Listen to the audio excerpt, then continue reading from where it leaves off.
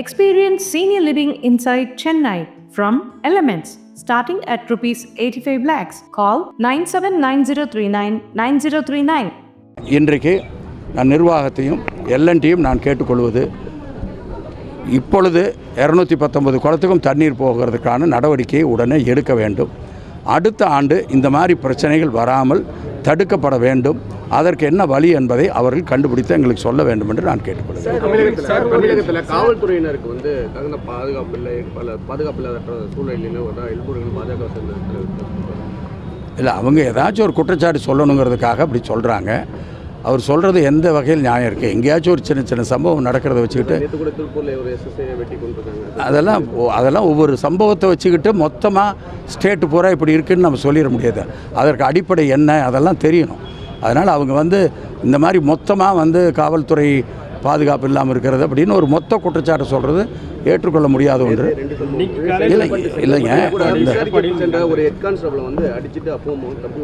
இல்லை, அந்த மாதிரி இருக்கிறவங்க மேலே கடுமையாக நடவடிக்கை எடுக்கிறாங்க. நடவடிக்கை எடுக்காமல் இல்லை, எத்தனை பேர்த்த நீங்கள் நடவடிக்கை எடுத்திருக்காங்கிற பட்டியல் எடுத்தீங்கன்னாக்கா அது நிறையா இருக்கும். சில இடத்துல அந்த மாதிரி நடக்கிற பொழுது அது எத்தனை பேருக்கு மேலே நடவடிக்கை எடுத்திருக்காங்கங்கிறதும் உங்களுக்கு தெரியும். சார், எதிர்கட்சி தலைவர் இலவச வேட்டி சடை முறையாக வழங்கப்படலை. நாங்கள் ஆட்சிக்கு வந்தால் தீபாவளிக்கு கூட பட்டுப்புடவை வழங்க போகிறோம். அனைத்து பெண்களுக்கும் நெல்லை, தென்காசி எல்லா இடமும் பேசிட்டு வராது. இலவச வேட்டி சேலையும் இந்த அரசாங்கம் ஊற்றி மூடிடுச்சு, சரியாக வழங்கப்படவே இல்லை அப்படின்னு குற்றம் சார். அதெல்லாம் இதுக்கு முன்னாடி கொடுத்ததை விட ஒழுங்காக திராவிட முன்னேற்ற கழக அரசாங்கம் தான் இலவச வேஷ்டி சேலையை கொடுக்கிறது. அதில் தரத்தை செக் பண்ணுறாங்க. அனைவருக்கும் வழங்கப்படலை இல்லை, அதெல்லாம் கொடுத்துக்கிட்டு இருக்காங்க.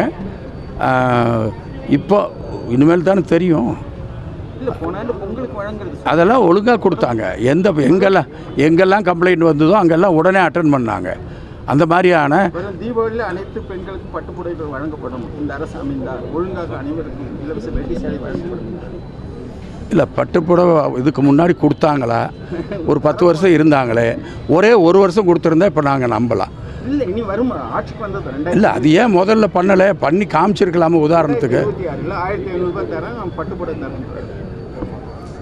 1000 ரூபா கொடுத்தது தளபதி அவர்கள். விட்டு போனது அன்றைக்கே சட்டமன்றத்தில் சொன்னாங்க, நீங்கள் 5 லட்சம் பேர் 10 லட்சம் பேருக்கு கொடுத்துட்டு அதை மூடிடுவீங்க, இது ஒரு விளம்பரம் அப்படின்னு சொன்னாங்க.